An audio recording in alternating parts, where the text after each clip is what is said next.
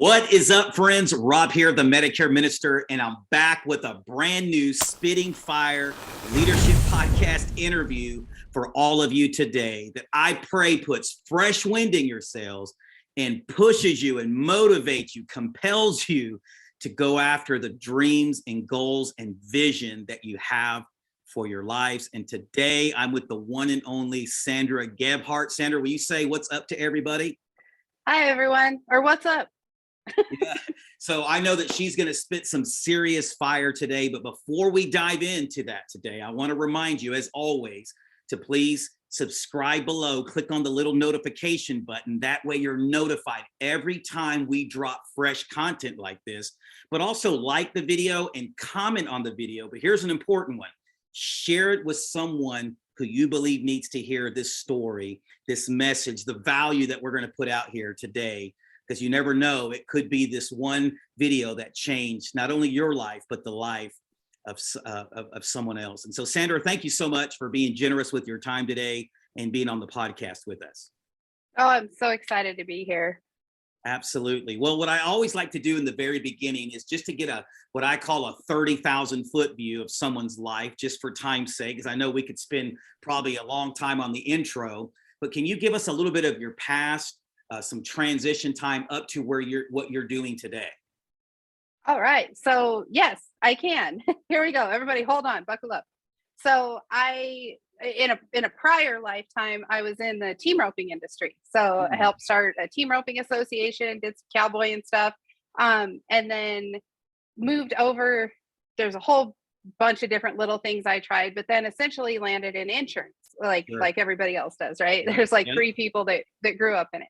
Right. So started out as a sales agent, really dug being able to solve problems for people that they didn't know they had, right? There's no education on insurance. Right. You just are supposed to buy it annually, like going to the dentist. Right. So I was doing a lot of cold calling, sales, stuff like that. And that's where I found digital marketing. And that's where I was like, wow, this is way easier than going to all these networking events and having to dial the phone all the time. So I continued down that train, got really good at the social media marketing, was able to generate leads. And I was like, you know what I'm going to do? I'm going to buy an agency. So here we go. So we bought a book of business with a captive carrier of P&C business. 6 months into us, into us having that agency, my husband was diagnosed with a brain tumor. And that took us on a different journey, right? It was a 45-minute or an hour actually drive to our office. We ended up having to stop and really concentrate on that battle. Wow. And during that time, we were told we wouldn't be able to have kids. I work with a higher power that tells me I can do what I want.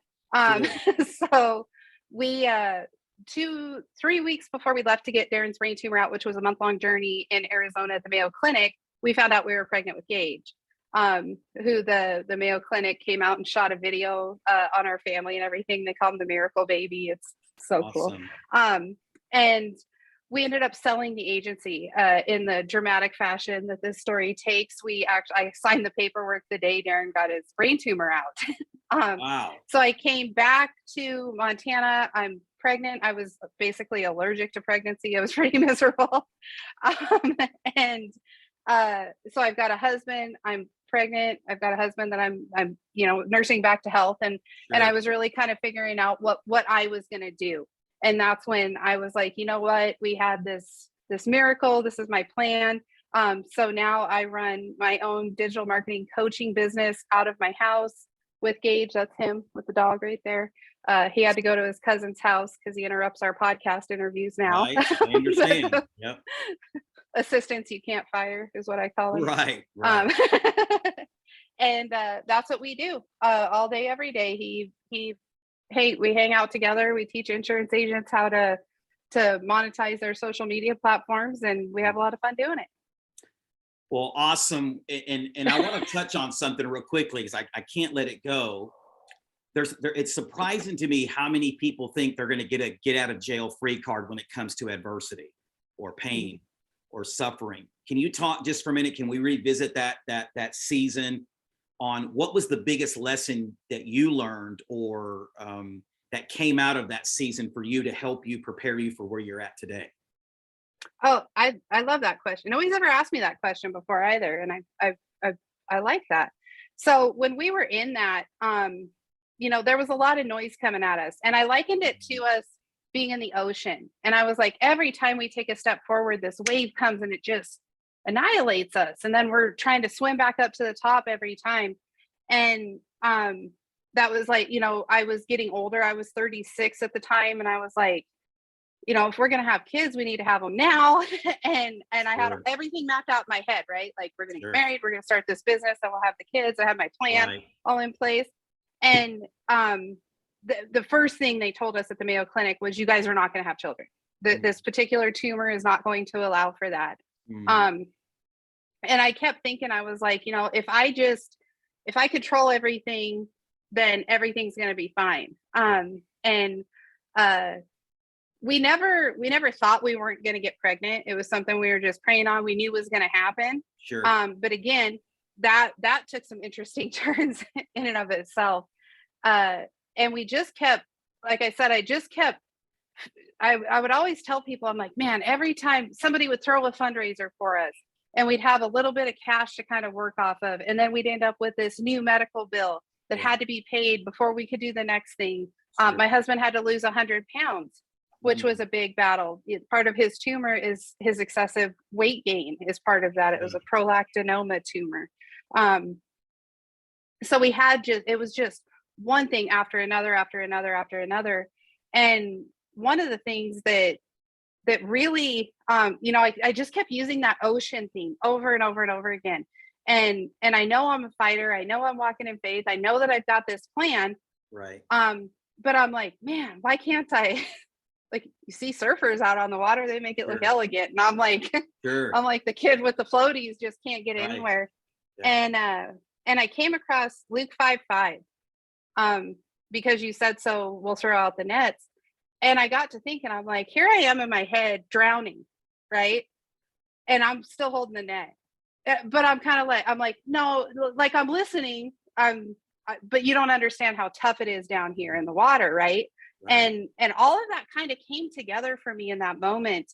And that's actually our family verse. Still to this day, that's the one where I'm like, we're literally standing, and I'm literally saying to everybody, I feel like I'm standing in the middle of the ocean with no direction. And it was right there in really like a half of a sentence. Well, no, the reason I asked that is because, I know that my wife and we've been through some serious adversity as well. Unfortunately, many, many years ago, we lost a child, and never wished that upon anybody. And obviously, Medicare Minister implies that, I'm a person of faith, was a pastor for a long time, church planners, comes from a ministry. But it's one thing to talk about religion or faith or spirituality, whatever your view out there watching today is, but it's one thing to actually live it, right? And really adhere to it. And I like to tell people, and this is what I believe, that God does his best work in us sometimes in those hard seasons, right? And no one gets a get out of jail free card when it comes to pain and suffering and adversity, but we all have a choice every single day to make in regards to that, either to let it be a prison that keeps us from our purpose that God has for us, or to let it be a platform that propels us towards that purpose. And it sounds like you chose to use it as a platform to help other people. Yes, it's so hard. It's so hard when you're, using the ocean thing, when you're underwater, you can't breathe. And I just remember myself saying one day, I was like, you don't understand. Right. And then I was like, I'm like, really? Like, it's my struggles are so unique that God himself or anybody else can't understand where I'm at. And that was a real kind of gut check moment for me, because no matter how alone you feel, like if you're watching this right now and you're like, but you guys still don't understand. My battle is my battle, and it's completely different. Yeah. There's somebody out there that's fighting a battle that's similar, a battle that's worse. And we have to figure out how we can, it always reminds me of a story about the guy that, have you heard the story about the guy that's on the roof and it's flooded? Yeah. And yeah, and he's like, please, please Yeah. God help me, send, save me. And a boat comes by and he's like, oh no, I'm waiting for God to save me. And then somebody else comes by and he's like, no, I'm waiting. And then a helicopter comes by and eventually it's like, what else can I do to help you? I've sent three rescue attempts. Sure. And that's I think my biggest piece of advice is to keep your mind open enough when things are going bad, when you're not hitting your goals, when you're trying to figure out if you're going to pay the electric bill or the phone bill, right? We've all been there as agents.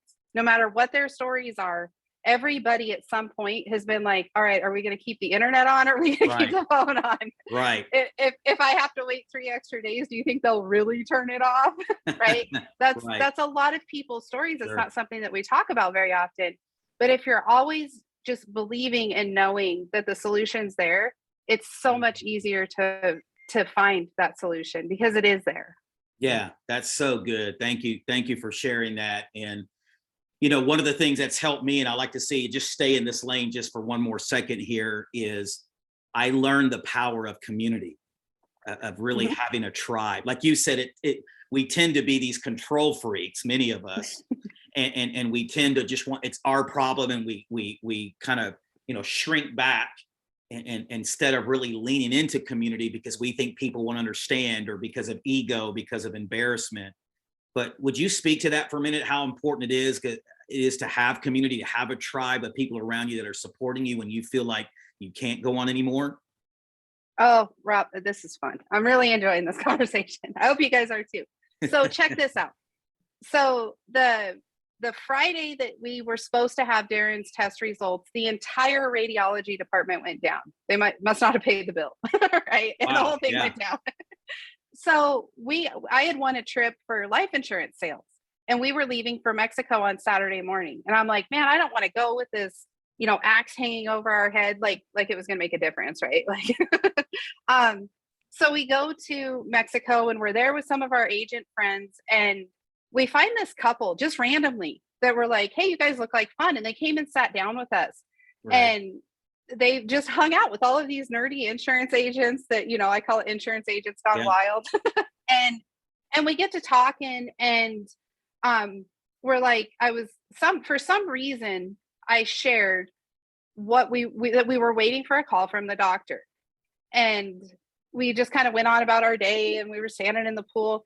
Well, we got the call from the doctor, and we went over, and the pool's over here, and we went and stood kind of behind a palm tree, like that was a private area for us in our heads. And we got the call that he did in fact have the tumor, and that his levels were alarming at best. So he didn't just have a tumor, he had like a tumor. And I looked over, never have met this couple from Texas a day in my life. I've got agent friends that I went to school with and all of these other things. Sure. And I looked over, and I looked at the husband, and I just went like this.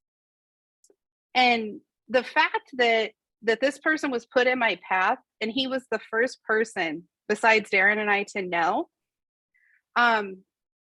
it took me in the moment. And then we walked back over to the pool, and I was like, I make inappropriate jokes. I was like, do you think they'll give us free drinks for the rest of the day if we just got diagnosed with a brain tumor? And everybody's like, we'll get you one. Right?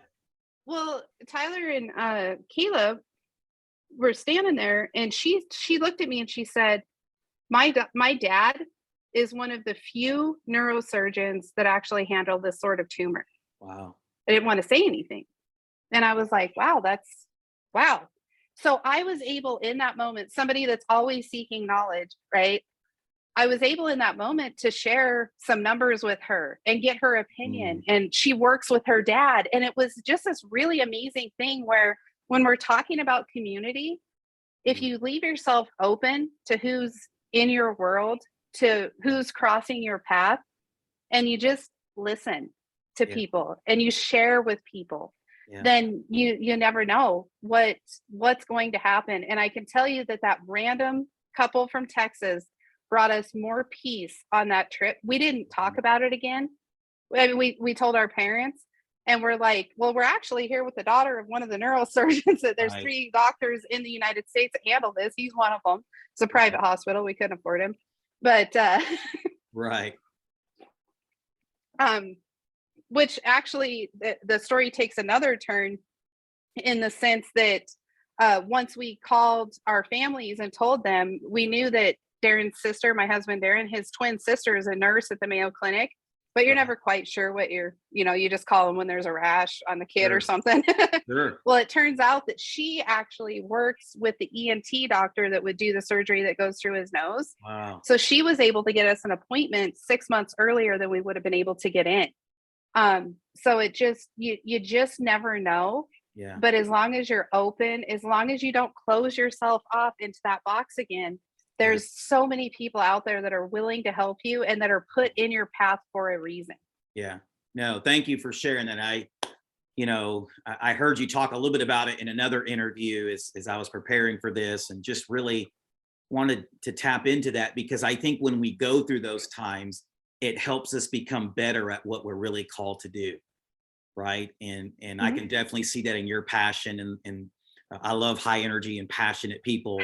And so, once again, if you're watching this today, it's a choice that you have. It's not discounting what you're going through. We're not downplaying what you're going through, but be open. I call them divine appointments. Be open to divine appointments. You never know when that next person or persons may be the difference in you swimming above water or below water. So don't quit today. So Sandra, thank you so much for sharing that. As we transition into this part, because I heard you talk about a mentor, and I'm really a big believer in mentors, because I believe hiring the right mentor coach can really help people warp speed to success if they hire the right one, right? And what I mean by that is it shortens that learning curve when you invest in someone else who already knows what to do, what you're trying to do, right?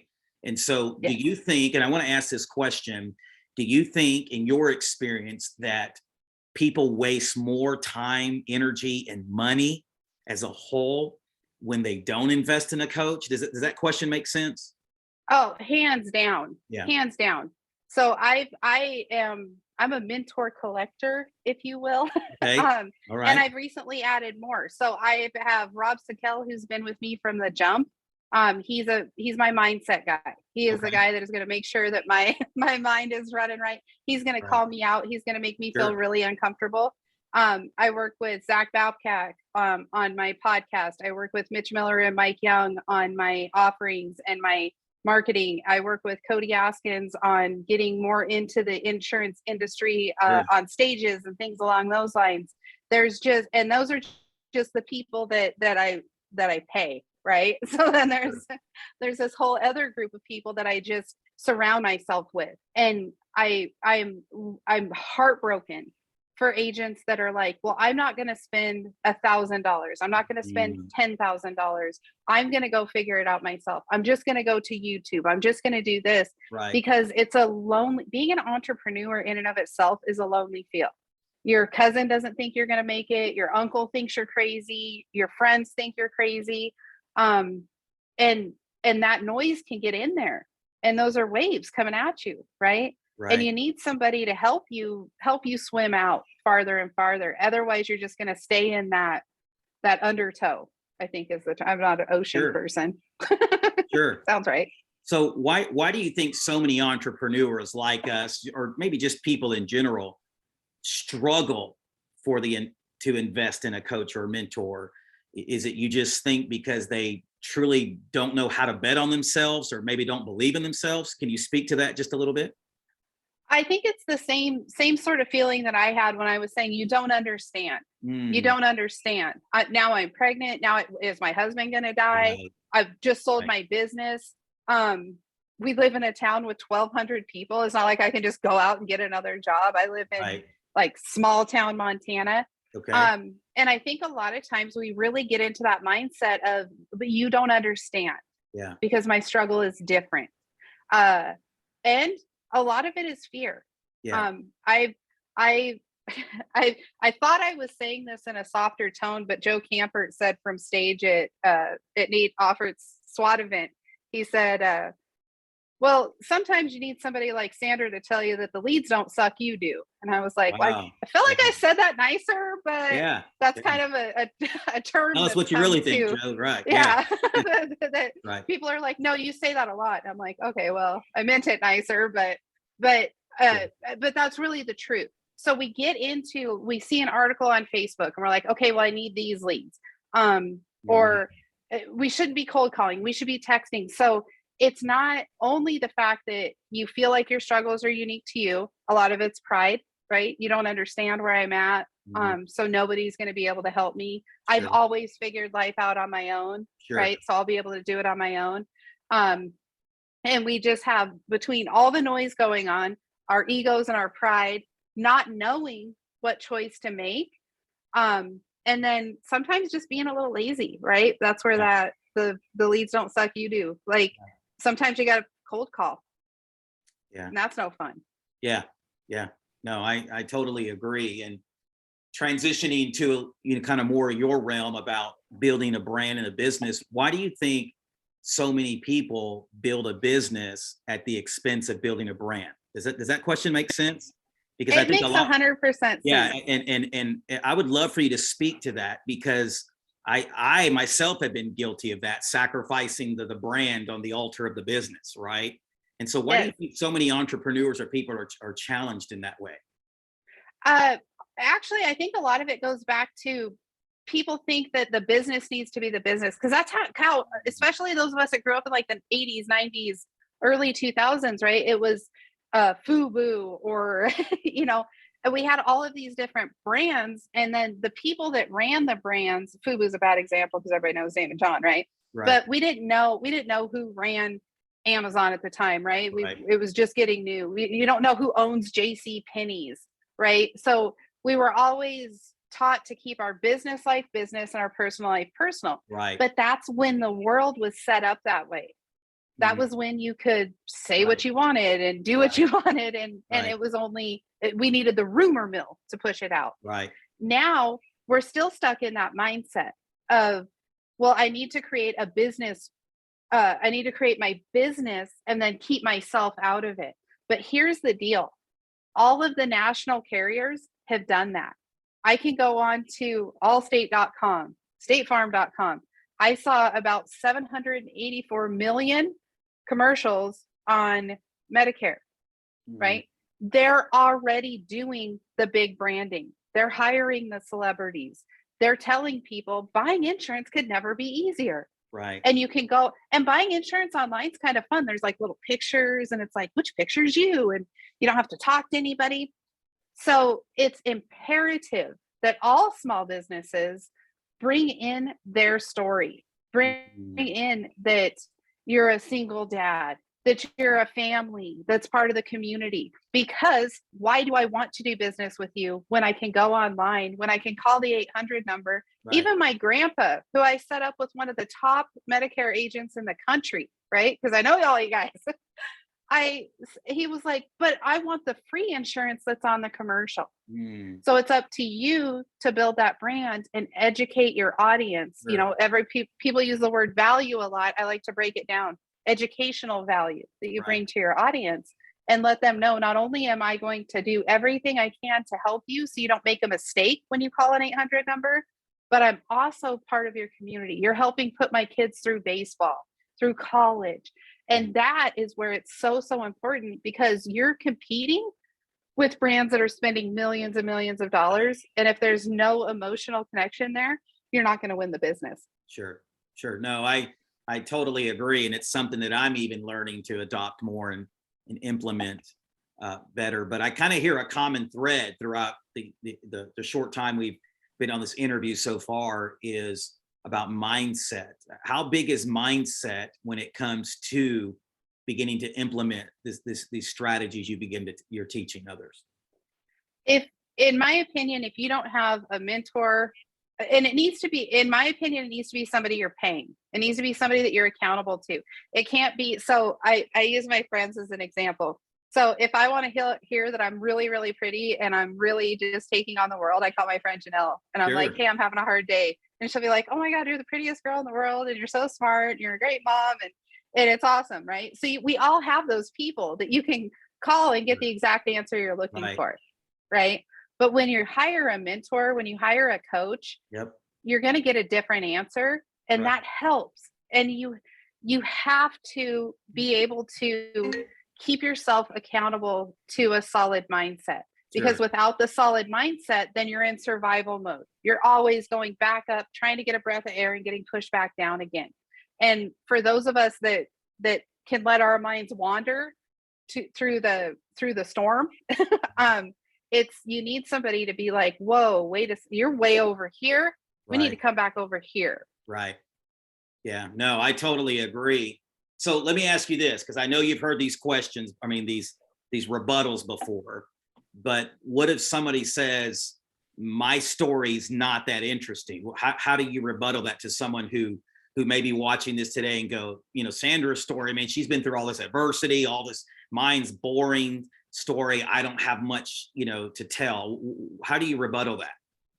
I love that question too, because when I first got into digital marketing and I was really going heavy in building my brand in digital marketing, the trend then was people that had drug problems, that had been through, hit rock bottom, and Right. and now Right. have this. And I was like, well, I don't have a drug. Like, do I need to go get one of those? Right. Yeah, I understand.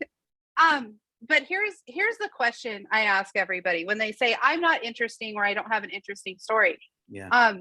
I would say, Rob, do people randomly come up and punch you in the face? Okay. No. If they don't, then the majority of the public likes you for some reason. Right. That's your sparkle, right? Right. So people, if you're not sitting at home every day and every time you walk out your door, people are booing you, punching you, and they're like, you're a horrible human, then you have some sort of sparkle that the world enjoys about you. Right. So whether it's one of your hobbies, and for some reason, agents are so leery to share their hobbies.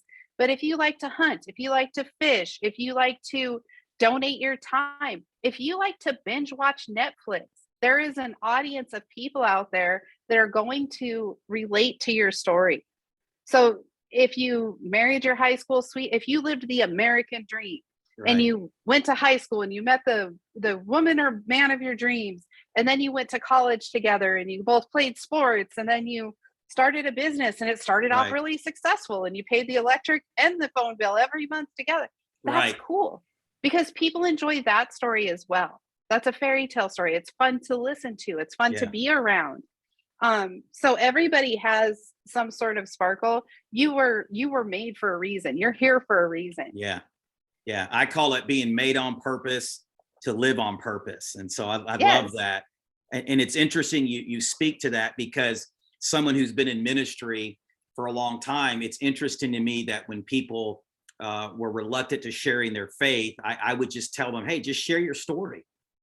Right. And there's so many people that think nobody wants to hear their story or their message is not important. And I always tell people, you never know, even if you just change one life, it's worth it, sharing your story. Do you agree with that?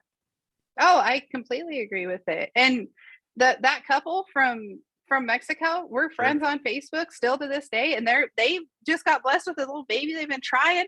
So I've never been more excited for somebody I've spent 12 hours with in my life than these guys having a baby. It's just, you just don't know Yeah. what's going to happen, or what you say that's going to change somebody's attitude.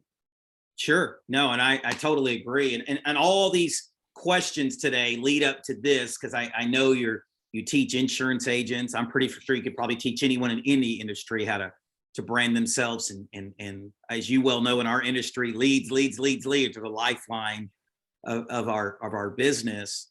But what do you teach in regards to, if you can give us just a little snapshot, because I hear this a lot, and I've made this excuse, I'm raising my hand, that gosh, it just seems really hard to post content daily. They're telling you to post at this time and that time. And, what do I post? When you hear that rebuttal, what is often your reply when you're speaking to that? So when it comes to posting content on Facebook, there are the schedules and the calendars and all of these really sexy things that you can buy for $37.99. Right. Right.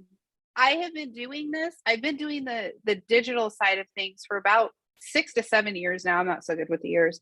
I am still shooting content in my living room. I'm still posting when my audience wants me to post. I don't have fancy graphic artists coming in and doing things. It's so simple if you let the marketers stay out of your head, right? So just because you post something at 2:00 on Tuesday because that's the hot time doesn't mean that your audience is going to see that.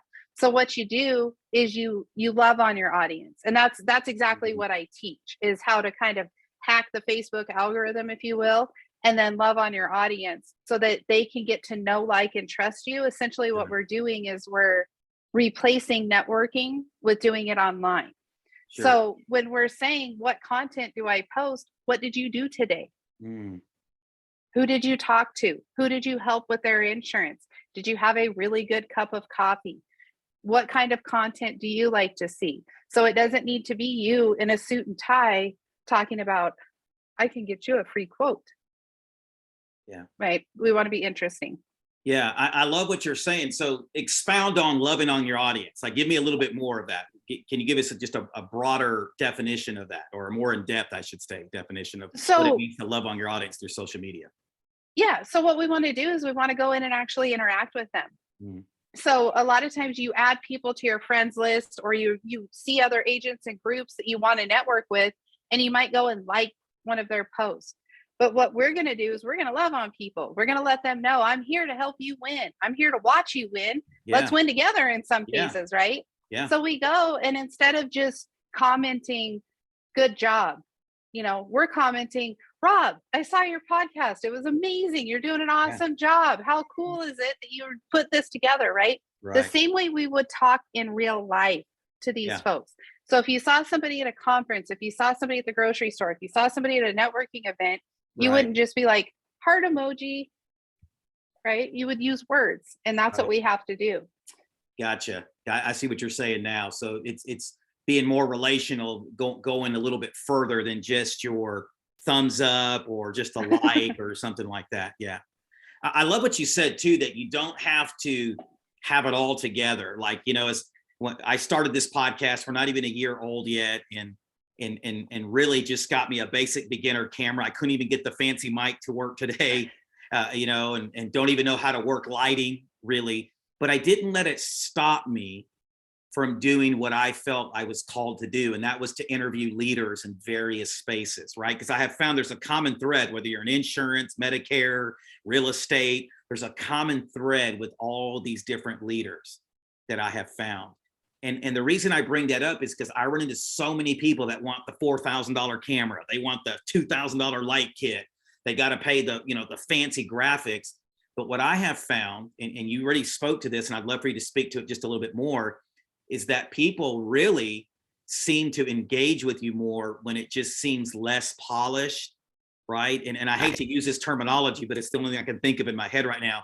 But it's like some of my stuff is more like a B movie flick. You know what I'm talking about when I say B movie? Yeah. But it's like people actually resonate that with more than if it's just all polished and all shined up.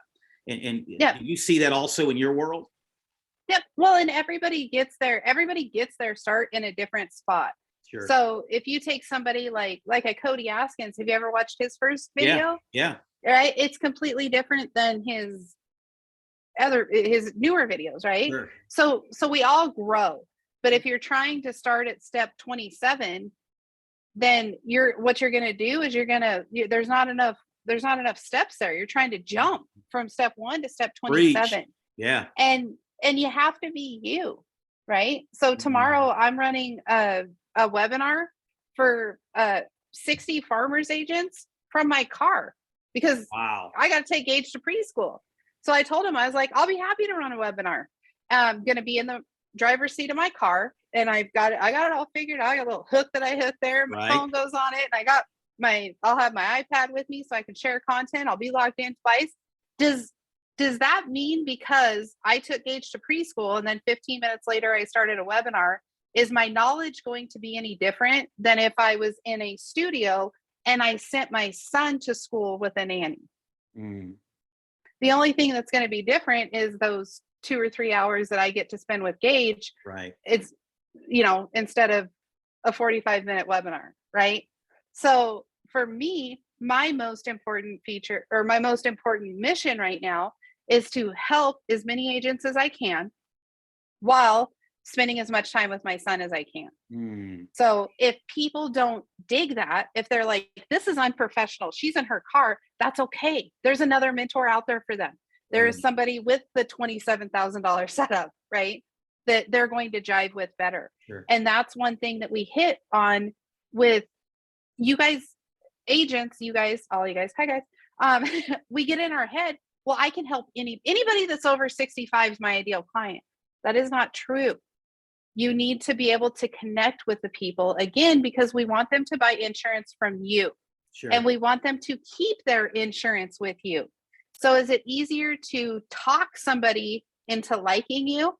Is it easier to talk somebody into thinking they should buy insurance from you? Or is it easier to attract like-minded people and then they all kind of hang out in your book? They're not leaving you over $1 raise on their insurance, right? Because they know there's a bigger purpose behind what you're doing. No, listen, you were spitting some serious fire there. And I just want to stop for a second, look right into the camera and say, listen, there is only one of you with your unique talent, your unique story, your unique voice. Do not sacrifice authenticity on the altar of conformity. That's really what Sandra's saying here. Be the best version of you. And it's okay if you're not everyone's flavor, right? Because there will be plenty of people out there in the world that are. So Sandra, thank you so much for sharing that, man. That was like some serious fire there you were spitting, and I appreciate you doing that. Let me ask you this, because I do a leadership podcast, and I wanted to do something a little bit different because I knew you were more, teaching us how to, in the insurance industry in particular, but really any industry. This advice is for whoever's watching, real estate agents or whatever, industry, entrepreneurs in general, wherever you're at in your life. But because it's a leadership podcast, I do want to ask you a couple of things about leadership, if I may. One is there a leadership principle that you have learned personally that you've really leaned into and that you lead from? That's a good question. Not a principle like a quote on a wall. Sure, right. But I lead from the side, right? Like I'm a battle buddy. I'm like, okay, you're having these troubles. Let's go together. Anybody that hires me in any capacity, if they're struggling, if they don't get it, I'm like, I'm right here with you. We're going to do this together. Sure. Gage might be on the call with us, but we're all coming together and we're going to move up. So I'm not a, talking down, this is what you need to do. If I tell you that, Rob, it's not the leads that suck, it's you. That's kind of my mama bear would be my leadership. Sure. No, style, I get it. Yeah. Where I'm saying, this is, you're kind of in a timeout, pick the phone up and then you can come out of timeout. That's how I like to lead people is bring all of us together, find out what needs to be done, roll up our sleeves and get it done. Sure. No, and I'm sure I believe that's a trait that makes you probably a really good coach when it comes to this specific area, because there's a lot of people that say, oh, you bought my product, you invested in me, see you later. And it's one thing to get people to make a buying decision to invest in your program. But I believe a lot of leaders, in my opinion, are very anemic in investing the time necessary to really disciple and mentor those people. So appreciate you sharing that as well. One question I ask everyone that comes on the podcast, if there was one word that you could use to describe yourself, what would that one word be? To describe me? Yep. If you had one word to describe you, what would that one word be? Wow, that's a big one. Grace is what comes to mind. Grace? I'm always trying to live in a matter where I'm extending grace to people, where I'm trying to see what corner of the room they're coming from. So that if I'm saying things like, it's not the leads don't suck, you do. Well, maybe they have a stutter when they get nervous, and that's why they're not cold calling. Sure. So I try to see every aspect of what's going on and try to meet people where they're at so I can help them take that next step forward. Sure. And so why do you think being that kind of person has contributed to your success in the arena that you're in now? Is it just because people really know that you really care? I think so. Sure. Yes, and I'm always willing to help, especially help, those underdogs and those people that are Mhm. feeling like you don't understand my story. I have a TEDx presentation coming up on March 5th where I'm going to really get into a lot of that stuff. I can't do it yet. We'll Sure. talk again. Sure. No, definitely. I can't wait. I saw you post that, so I can't wait to hear it. I know you knock it out of the park. So, a couple of more questions here as we get ready to wrap up. We've talked about adversity, a little bit of the story, how it bleeds into posting content and being real and loving on your client, being that attractional person, leadership traits. What are three things, if you don't mind sharing just real quickly, what are three things, whether it's an insurance agent watching today, a real estate agent, or another entrepreneur, or someone else who's doing a side hustle? What are three tips that you could give them, like practical, simple tips that you could give them? Obviously, number one would be invest in your program. Okay. But just something that you would give value to, three things that they could start today to help them begin to build that brand, that attractional brand. Perfect. So the first thing is you need to post from your personal profile. Mm, Business pages, there's a whole reason why, just trust me. Okay. okay. Back to the small number, just do as I say. Um, Right. so post from your personal profile.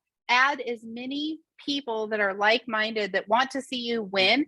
Take off the people that don't, even if it's your aunt, even if it's your cousin, right? Yeah. Pull them off if you need to. So from this minute, from everybody that can hear my voice, from this minute forward, we're no longer using our social media platforms, namely Facebook, to just check in and to hide, right? This is my personal life. Facebook's not even personal, y'all. Sure. Like it's there. Right. We're going to start monetizing it. So we're going to talk about our business. We're going to talk about our hobbies. We're going to talk about our families. Families look different for everybody. Some people Sure. it's pets. Some people it's dating. Some people it's marriage and kids. It doesn't matter. But whatever your interests are, the reason you're doing what you're doing, right? We always say, what's your why? Well, my why is, it's always our families, right? So I always ask people, what's your why outside of your family, right? That's the next thing you want to share. So I want to build a legacy business. I want to pay off all my debt by the time I'm 45, right? Let people know what you want to do. And then we're going to add as many, you can add up to 5,000 people. And if you think about this, you really think about this, it's like having a billboard that you are sure that your ideal client's going to drive by every single day. And you can change that billboard 2 or 3 times a day and Oh, say wow. whatever you Yeah. want, right? Really, if you really think about that, what that means is every time you post on Facebook, you're building that know, like, and trust with your audience. You're finding referral partners. You're finding people that want to buy your product or have somebody in their circle of influence. So you take those 5,000 people that you've added on there intentionally, strategically, and then how many people are they friends with, right? That's how you take over a market with your social media platforms. Sure. So we're going to add people. We're going to talk to people, right? We're going to share out our stories. And people say, well, why is sharing a cup of coffee important, right? I love that because that's always the example, right? I don't want to Right. share pictures of my food or my Yeah. coffee, Yeah. but we all recall people sharing pictures of their That's food or right. their Yeah. coffee. Absolutely. And you have to think about the psychology behind what we're posting.